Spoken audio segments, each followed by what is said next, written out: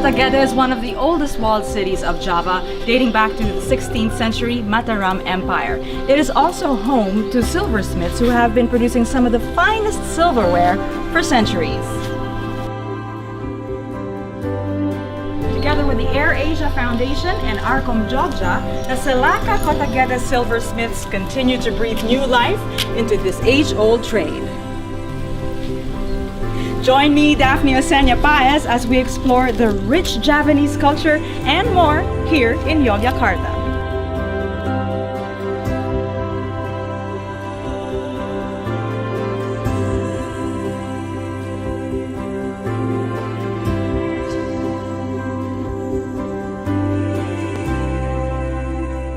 Di bawah sinar bulan purnama,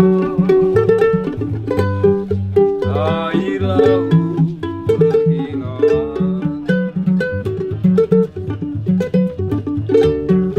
beralun-alun ombak mengalun ke pantai Sunda Purama.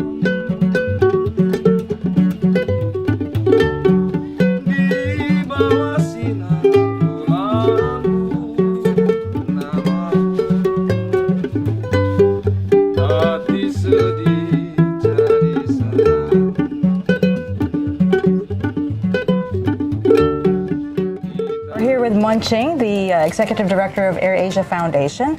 This is a very interesting workshop that we've walked into here in Kotagede. Tell us about it. What's happening? Right, we are here with a group of silversmiths. We've been working with them for a couple of years. They are traditional silversmiths and they work here for many decades. It's part of a really ancient trade in this old city. It's passed down from father to son and over generations since the 17th century. Mr. Yoko, how many years have you been a silversmith and where did you learn the craft from? Saya jadi pengrajin kurang lebih hampir 30 tahun lebih. He has been a silversmith artisan. It's about 30 years, more than 30 years. Okay, and where did he learn it from?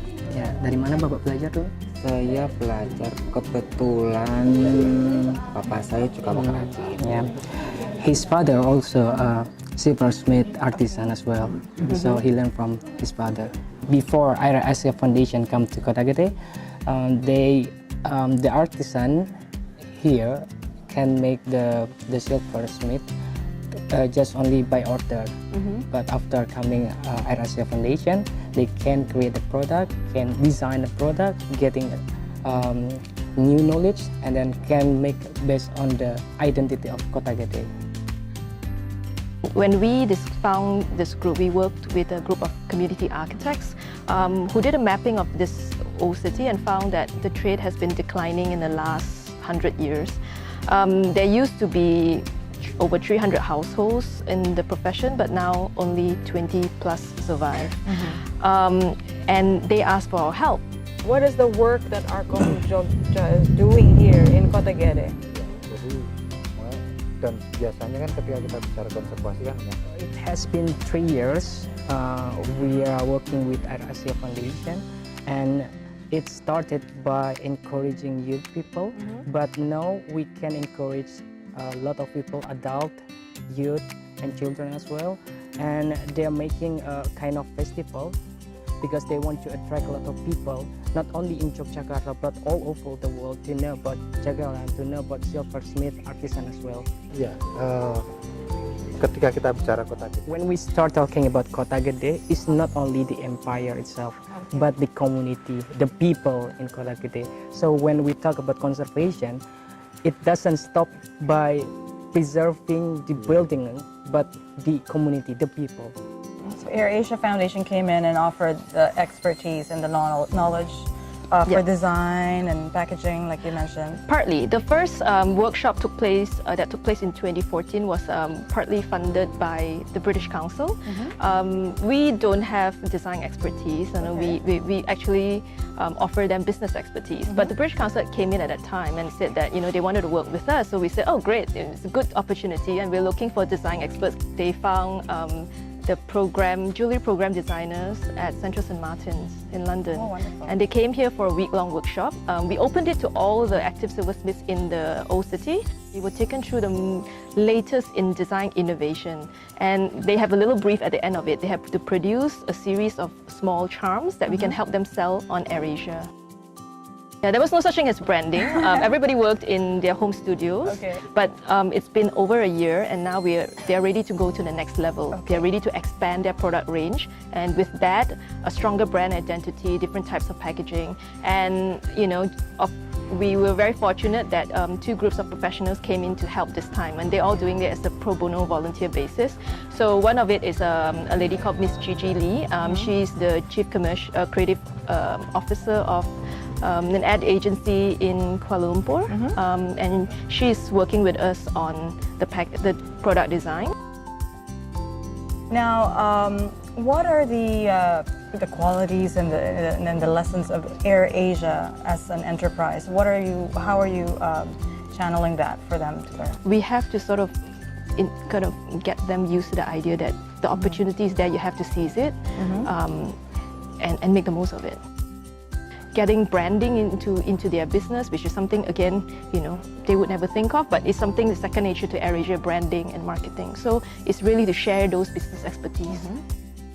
Senang karena terus saya menginginkan. They're really proud and they're really happy because there are a lot of knowledgement from the outside, and they believe that by joining this kind of program, it can improve their salary as well, and also they want to invite a lot of people to come to Kotagede and know Silversmiths original from Kotagede. Oh, okay. We want that not only Kotagede peoples know about this silversmith artisan, but all over the world.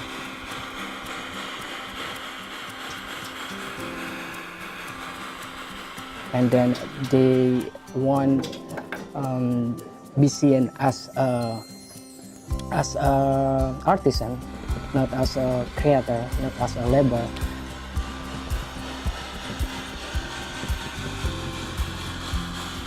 What sense of personal fulfillment do you get out of doing this kind of work? It's immense. If we are going to make ASEAN a really great place for people to travel, we can't just bring people to the hot spots and it's always Bali or Phuket. You need to bring people out to other areas so that the benefits of tourism goes out into communities, but in a managed way that benefit the people who live there, not just the big shops and the big hotels. So in terms of business, it's kind of really a long-term sustainability. But for me, it's really at the end of the day, after initially when I came here 2 years ago, they were like, what does this person want? What does this Malaysian want to come here for? But now, there's no such question. You come here, every time I say that, okay, I'm going to be here, everybody turns up, and everybody participates. And these are really senior craftsmen as well. So it's a respect that they also give to us, and we also honor that. Shape like this, okay, shape like this, and then. So the community came up with this walking tour, and you have 3 options, different tracks, and you could see the silversmiths, some culinary delicacies. Very local type of tourism where you really walk around and get to know the community well. So we've been on our walking tour, and now we're looking for this house of a baker who apparently prepared something for us. So we've been walking for a few minutes now. We have arrived at the home of the baker, and we went through so many narrow streets, but as you can see, the only mode of transportation aside from walking is the motorcycle. So this is a dessert, a sweet thing that Mr. Akung made for us, and it's Putri Mandi. Yeah, so literally it means princess taking a bath. It's gelatinous looking. Yeah, that's right.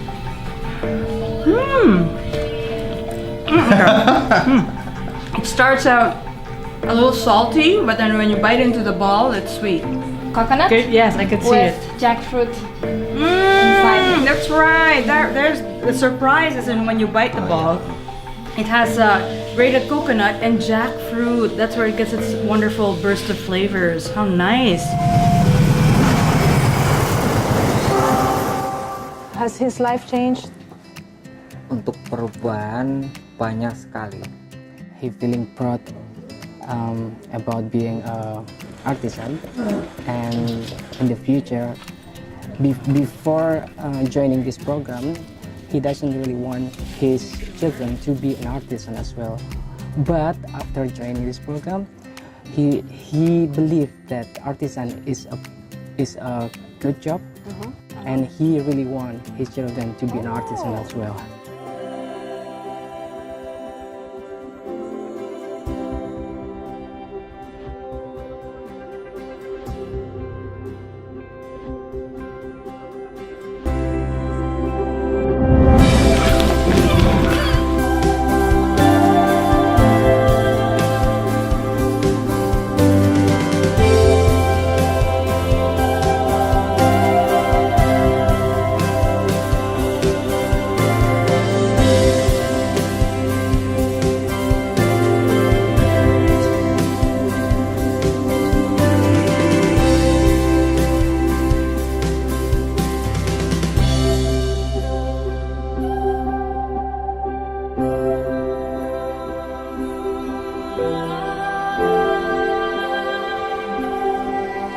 This has been Daphne Osena Paez for AirAsia Red Talks. Join us again next time as we share more amazing stories to inspire your journeys.